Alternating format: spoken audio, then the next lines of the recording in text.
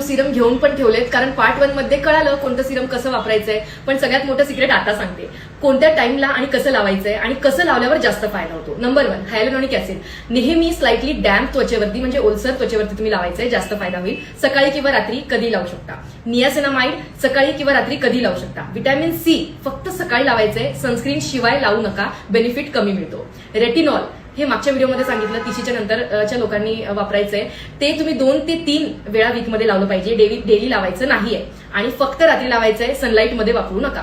बरं, आता याची लेअरिंग कशी करायची आहे? सगळ्यात पहिले फेस वॉश, त्यानंतर सिरम, त्यानंतर मॉइश्चरायझर आणि त्यानंतर सनस्क्रीन जर सकाळ असेल तर. काय करायचं नाही, सर्व सिरम एकत्र करून लावणे किंवा एकावर एक 2-3 प्रकारचे सिरम लावणे म्हणजे ओव्हर लेअरिंग करायचं नाही. सिरम हे मॅजिक नाहीये, राईट टाइमला राईट पद्धतीने आणि करेक्ट क्वांटिटीमध्ये जर लावलं तर तुम्हाला छान रिझल्ट मिळतो. तर शेअर करायचा आहे हा व्हिडिओ ज्यांना स्किन केअरमध्ये क्लॅरिटी हवी आहे आणि तुम्हाला स्किन केअरसाठी कुठल्या विषयावरती अजून व्हिडिओ हवा आहे ते पण अशा सोप्या पद्धतीने कमेंटमध्ये सांगा.